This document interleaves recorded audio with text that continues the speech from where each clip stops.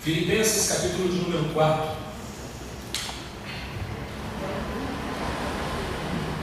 A partir do versículo número 10, diz o seguinte: Ora, muito me regozijei no Senhor, por finalmente reviver a vossa lembrança de mim, pois já vos tinhais lembrado, mas não tinhais tido oportunidade.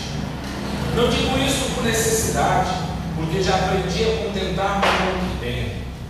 Sei estar abatido e sei também ter abundância.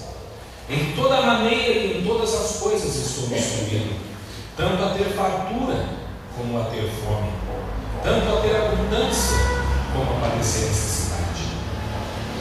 Posso todas as coisas naquele que me fortalece.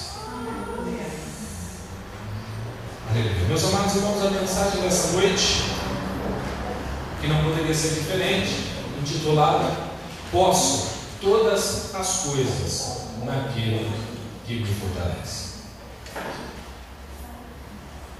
Meus amados irmãos, a epístola escrita por Paulo aos Filipenses, ou seja, a igreja, os irmãos que estavam ali com aquela igreja congregada na cidade de Filipos, cidade essa que herdou o seu nome do pai de Alexandre o Grande.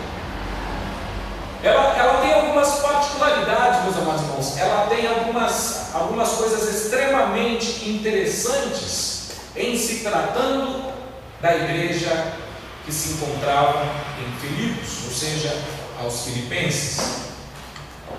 A Bíblia fala, meus amados irmãos, que a forma como Deus escolheu para começar o trabalho dentro dos filipenses foi de uma maneira sobrenatural. A Bíblia fala no capítulo 16 do livro de Atos que Paulo, ele tem uma visão da parte de Deus, e então lhe aparece um homem da Macedônia, e esse homem da Macedônia, ele naquela visão, naquele sonho, ele diz o seguinte para Paulo: Paulo, venha nos ajudar. Paulo, nós precisamos de você aqui na Macedônia. E Paulo então, ao receber aquela palavra, ele sabe, ele sente que aquilo é do Senhor, e ele parte então para a Macedônia. E enquanto Paulo parte para a Macedônia, meus amados irmãos, a história através do livro de Atos nos relata que a primeira cidade da Macedônia que Paulo vai pregar, que ele vai falar, é em Filipos. Então, meus amados irmãos, a pregação, a maneira como Deus usa Paulo para começar aquele trabalho no meio dos filipenses é de uma maneira excepcional. E embora nós conheçamos, por exemplo, o que eu vou agora dizer, nem todos sabem que isso aconteceu também na cidade de Filipos, dentre os filipenses. A Bíblia fala que Paulo ele começa a pregar e ministrar a palavra do Senhor. E uma das primeiras pessoas a se converter ali naquele lugar é uma mulher por nome de Lídia. Logo em seguida, por Paulo estar ali pregando o Evangelho do Senhor, ele é preso e ele é açoitado. Vale lembrar que nesse açoite de Paulo é um açoite romano. E o açoite romano ele tem as suas diferenças. Por quê? O açoite judaico ele tinha por lei, ou seja, o sistema judaico ele tinha por lei preservar a vida daquele a quem estava sendo açoitado, de maneira que existia um número estabelecido na lei, número máximo, ou seja, de 39 açoites, chicotadas que uma pessoa poderia levar, mas no sistema romano não havia um limite, de maneira que a pessoa, e existem relatos históricos de várias pessoas que foram mortas exatamente no momento em que elas estavam sendo açoitadas. Por quê? Porque não existia um parâmetro para dizer quando a pessoa deveria acabar. Nós não sabemos o quando, mas sabemos que Paulo foi severamente açoitado enquanto ele estava fazendo um trabalho ali na cidade de Filipos. Não obstante, meus amados irmãos, ele começar dessa maneira maravilhosa, tendo essa revelação de pregar até Filipos, ele é açoitado. Só que não fica por aí, Paulo também é levado à prisão.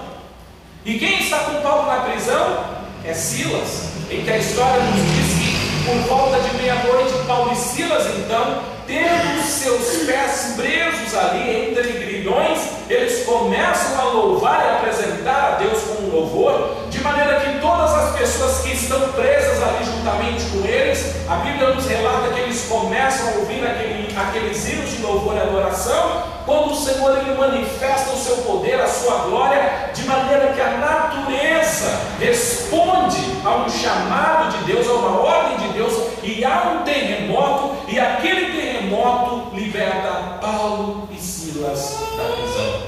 Quando Paulo e Silas são libertos da prisão, meus amados irmãos, o carcereiro, aquele homem em que estava a responsabilidade de guardar todas aquelas vidas, ele vê que se os presos estivessem não mais no seu poder, que ele seria punido, e ele então, no impulso, ele quer tirar a sua vida, mas Paulo o interrompe, e Paulo fala com ele: nós estamos todos aqui, ninguém saiu daqui, de maneira que não é o foco falar sobre isso, mas aquele carcereiro, naquele momento, ele aceita a mensagem do Senhor Jesus, aceita Cristo como seu Salvador, e esse carcereiro, meus amados irmãos, que nós conhecemos, ele também vai ser futuramente um membro da igreja que está localizada em Filipos, aos Filipenses. Isso é um breve relato, ou seja, uma introdução do que estava acontecendo. Ou seja, Paulo, logo quando ele começa a ministrar a palavra do Senhor aos Filipenses, ele começa em prisões,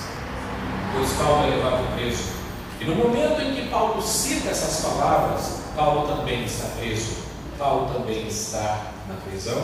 Se você olhar o capítulo 1, você vai ver que ele vai explicar dizendo: o motivo da minha prisão, eu não quero que vocês fiquem tristes, eu não quero que vocês fiquem desanimados, mas antes eu quero que vocês saibam que o motivo das minhas prisões tem feito com que cada vez mais pessoas ouçam o Evangelho de Jesus Cristo.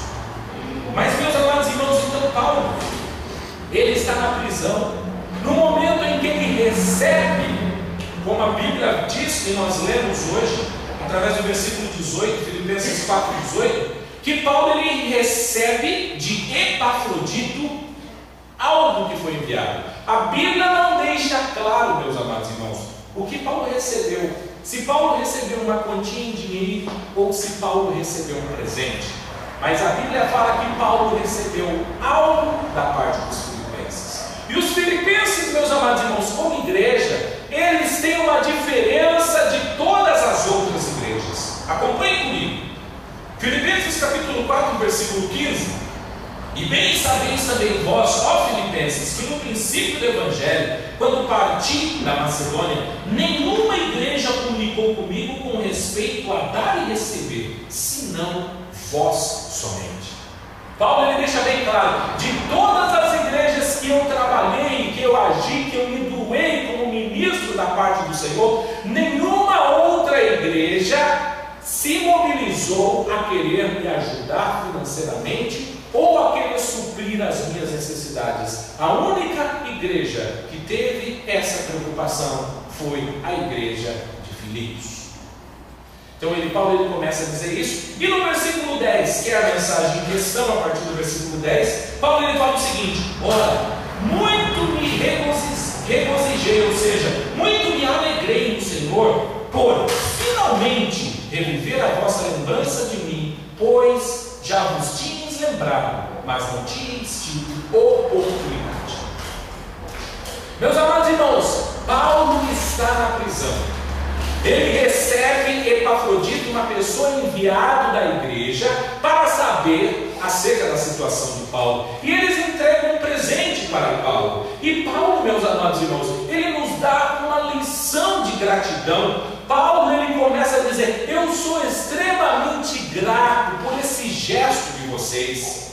E Paulo, ele começa então a agradecer aquilo que ele havia recebido dos filipenses. E Paulo ele vai além, ele diz o seguinte: e eu quero também agradecer por aquilo que vocês já me haviam enviado anteriormente. Ou seja, Paulo ele não se atém a agradecer somente pelo que ele recebe naquele momento, mas ele também é cuidadoso para se lembrar que ele já havia recebido algo deles no passado. passado, e ele relembra isso e fala: eu sou grato pelo que eu estou recebendo agora, e sou grato por aquilo que eu já recebi da parte de vocês.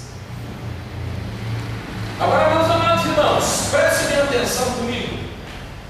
Paulo, ele fundou aquela igreja, Paulo viajou para chegar àquela igreja, Paulo foi açoitado para iniciar aquela igreja, Paulo foi preso por começar aquele trabalho. Só que quando Paulo recebe um presente, ele agradece. Agora a pergunta é a seguinte, meus amados irmãos: aquilo é um presente ou aquilo é um débito? Porque Paulo havia sido apto por eles. Só que Paulo trata aquilo como presente. Mas nós poderíamos olhar para aquilo e falar: isso não é um presente, isso nada mais é do que um débito que esses irmãos ele têm para com esse apóstolo que fundou. Ou seja, Paulo está derramando o seu coração em palavras de agradecimento por um presente, certamente algo material, quando o presente que Paulo havia dado para eles era algo muito além, muito superior, que não pode se comparar com o presente que ele havia recebido, pois Paulo havia levado a eles, meus amados irmãos, a eternidade, a salvação da alma daquelas pessoas. Paulo havia levado a vida em Cristo para aquelas pessoas, de maneira que o presente que através de Paulo chegou até eles, ou seja, Jesus Cristo, a vida eterna, a salvação, é muito maior, é muito mais importante do que o presente que eles haviam dado. Mas mesmo assim, Paulo demonstra toda a sua alegria. E depois, meus amados irmãos, se você olhar e ler essa passagem com cuidado, Paulo diz o seguinte: olha, eu sou grato porque vocês sabiam que eu estava padecendo necessidade, mas vocês não tinham oportunidade de me ajudar. Olha que afirmação. Meus amados irmãos, Paulo estava preso. Certamente a igreja tinha como saber que Paulo estava preso, ou se ela quisesse saber as condições de Paulo, ela deveria ter enviado umas outras pessoas. Mas Paulo ele é tão amoroso nessa carta que ele diz o seguinte: eu estava padecendo necessidade e não recebi de vocês ajuda até esse momento. Por quê? Porque vocês não tinham oportunidade. Sabe o que isso é? Será que a igreja de Filipenses não tinha tido oportunidade de ajudar a Paulo? Claro que não, meus amados irmãos. Será que eu posso olhar para algum irmão aqui e falar o seguinte: olha, eu não tive oportunidade de te ajudar até agora? Como não?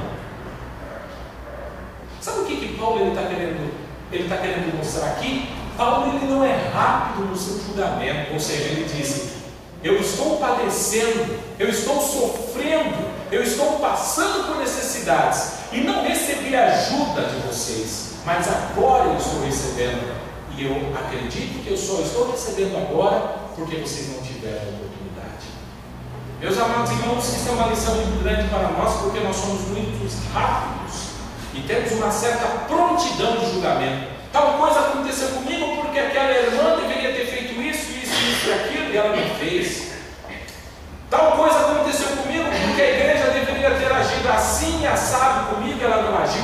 Ou seja, aquela igreja, meus amados irmãos, certamente havia tido oportunidade de ajudar Paulo, mas ela não ajudou. Mas Paulo, nem assim, Paulo ele deu o benefício da dúvida, o mérito da dúvida, e disse: se eu não recebi a ajuda de vocês até agora, é porque vocês não tiveram oportunidade.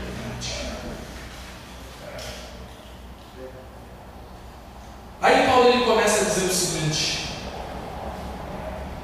versículo 11: não digo isso como por necessidade, porque já aprendi a contentar-me com o que tenho. Olha, eu estou agradecendo a vocês por esse presente, eu estou agradecendo a vocês a oferta que vocês estão me enviando, mas eu não estou agradecendo porque eu tenho necessidade. Sabe o que ele quer dizer? Eu acredito e eu sou dependente da providência de Deus. É Deus quem cuida de mim. A minha vida está inteiramente nas mãos de Deus, de de maneira que o Senhor já me ensinou a contentar-me com o que eu tenho.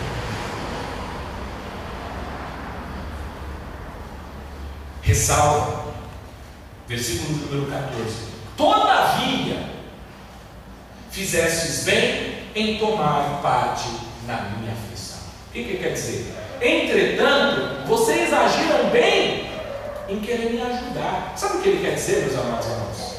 Ele faz menção a uma passagem do capítulo 2, a partir do versículo 14, da epístola que escreveu Tiago 2, a partir do 14.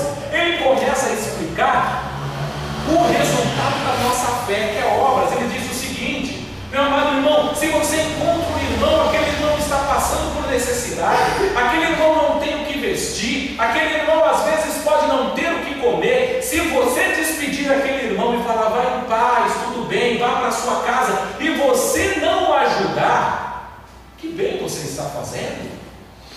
Aí ele diz, por quê? Porque a fé sem obras, ela é morta. O que ele quer dizer? As obras, elas são resultado da fé que você tem. Ou seja, se você acredita que Deus vai ajudar, que Deus vai fazer, as suas obras também têm que demonstrar isso. Então ele quis dizer, ó Filipenses, eu quero que vocês saibam que essa obra que vocês estão fazendo hoje, essa semente que vocês estão semeando no meu ministério, é resultado da vossa fé. Meus amados irmãos, que nós não sejamos assim. No momento em que nós vemos e nos deparamos com um irmão, com uma irmã em necessidade, e nós não tiramos um tempo para conversar com aquela pessoa, nós não tiramos um tempo para orar com aquela pessoa, ou muitas vezes nós sequer nos preocupamos em tirar recursos financeiros para que nós possamos ajudar aquela pessoa naquele momento de necessidade. Então Paulo está falando, todavia vocês fizeram bem em me ajudar nesse momento. Mas agora, meus amados irmãos, Paulo apresenta aquilo que ele aprendeu, não de Gamaliel, mas da parte de Cristo, aquilo que ele aprendeu na prática. Ele diz o seguinte: sem estar abatido e sem também ter abundância, em toda maneira e em todas as coisas estou instruído, tanto a ter fartura como a ter fome, tanto a ter abundância como a padecer necessidade. Note que Paulo, ele começa a trabalhar com antíteses, ou seja, Paulo ele começa a trabalhar com opostos. Ele diz o seguinte: eu sei estar abatido, mas eu também sei ter abundância.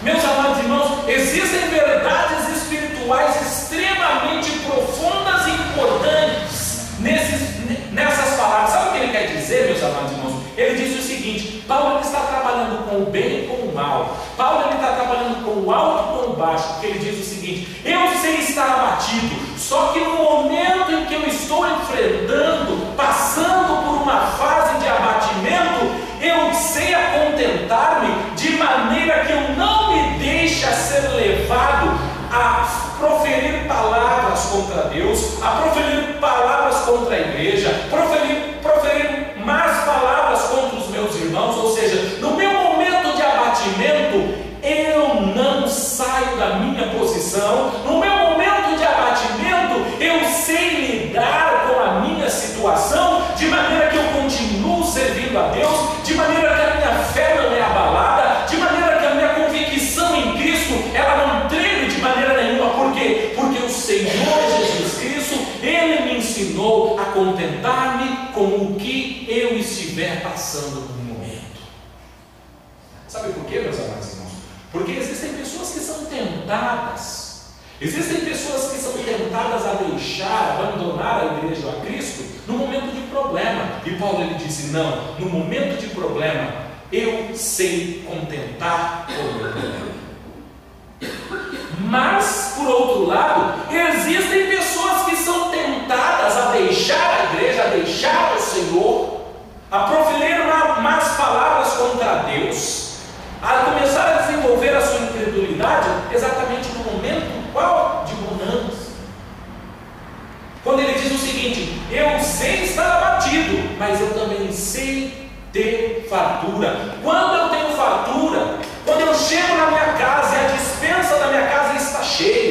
está repleta e possui todas as variedades de alimentos, de bebidas, tudo do bem, do melhor, eu também sei me contentar com aquela situação, de maneira a saber que o que eu tenho veio da parte de Deus. Ou seja, eu não sou levado a querer me engrandecer, a achar que tudo aquilo é resultado da minha inteligência, que aquilo é resultado da minha educação, que aquilo é resultado da minha esperteza, que aquilo é resultado de algo que eu posso fazer. Porque se existem pessoas que são tentadas quando eles estão em problemas, existem pessoas que são tentadas quando eles não têm problemas.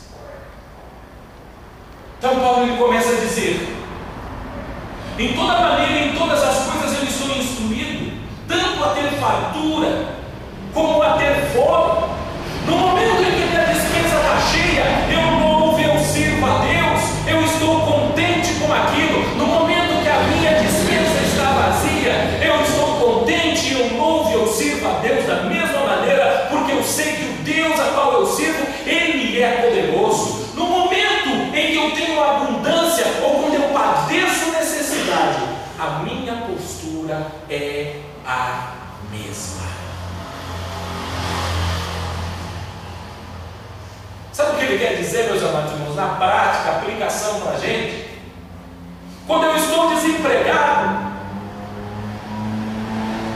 é comum as pessoas orarem ou pensarem: Deus, será que o Senhor não me vê? Será que o Senhor não entende a minha situação? Será que o Senhor não vê que eu estou aqui precisando de algo? As pessoas são tentadas a achar que Deus não existe, ou que Deus não está cuidando daquela pessoa, ou que Deus não tem olhos para aquela pessoa porque ela está passando por necessidade. Ao passo que quando a pessoa está bem empregada, ganhando uma alta quantia, um alto valor, muitas delas são levadas a falar: eu não preciso ir para a igreja hoje, eu não preciso agradecer a Deus. Por quê? Porque eu sou um excelente profissional, eu sou capacitado, eu tenho uma formação diferenciada. Paulo está falando: quando eu estou desempregado, eu não abalo a minha fé em Deus, eu continuo a minha caminhada. Quando eu estou bem empregado, eu continuo a mesma caminhada. A minha vida, ela é uniforme, eu mantenho um padrão. Por quê? Porque o Senhor Deus me ensinou a contentar-me com o que eu tenho. E por quê, meus irmãos? Porque Paulo conseguia se contentar na doença, e porque Paulo conseguia se contentar na saúde, porque Paulo conseguia se contentar. Meus amados irmãos, vocês notam, vocês prestaram atenção no que eu estou falando? Paulo ele está escrevendo essa carta da prisão. Ele não está escrevendo no seu quarto, ele não está escrevendo no seu apartamento, ele não está escrevendo isso do seu serviço, ele está escrevendo essa carta enquanto ele está preso. Sabe por que Paulo conseguia fazer isso, meus amados irmãos? Porque a força e o poder não estava nele. Ele disse: porque eu posso todas as coisas naquele que me fortalece. O problema, meu amado irmão, não é quando eu estou desempregado. O problema é se Cristo está na minha vida me fortalecendo. Porque se eu tenho Cristo na minha vida, no momento de desemprego, eu consigo passar por aquele momento de desemprego. Por quê? Porque o Senhor Cristo te fortalece. No momento em que você recebe uma promoção, que você é tentado a achar que você é grande, como é que você consegue manter a sua vida espiritual? Como é que você consegue manter o seu padrão espiritual? De que maneira? Por você? Não, mas se você tem Cristo que te fortalece, você pode todas as coisas. Meus amados irmãos, sabe o que Paulo está querendo dizer? Queridos, assim como ele disse no capítulo 6 de Efésios, vamos nos fortalecer no poder do Senhor. Por quê? Porque nós podemos todas as coisas em nós mesmos? Não, mas através daquele que nos fortalece. Sabe o que ele quer dizer? Jovem, você pode estar passando por um problema que você estiver passando. Se Cristo estiver na tua vida, talvez você olhe hoje e fale: pastor, irmão, irmã, o senhor não sabe do meu problema, o senhor não sabe a gravidade, o senhor não sabe a altura, o senhor não conhece a profundidade do meu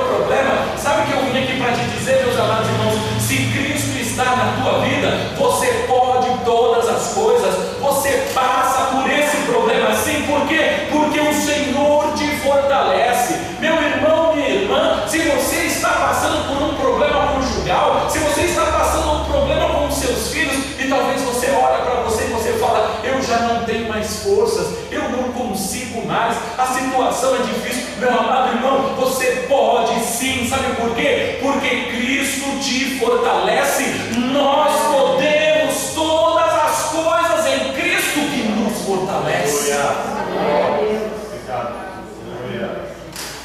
Sabe o que ele quis dizer? A situação não é importante, a situação não vai dizer como eu ajo, mas Cristo sim. Independente da situação, dos problemas, Cristo está na minha vida, Cristo habita em mim, de maneira que eu posso todas as coisas. Sabe o que Paulo estava querendo dizer para os filipenses? Filipenses, o motivo pelo qual eu estou aqui escrevendo para vocês com alegria, sabe por que é? Porque eu posso todas as coisas naquele que me fortalece. Sabe por que eu consigo escrever uma carta encorajando você que está livre e gozando de liberdade enquanto eu estou preso? Porque eu posso todas as coisas naquele que me fortalece. Sabe por que eu aguentei aqueles vergões nas minhas costas enquanto eu ia pregar até para vocês?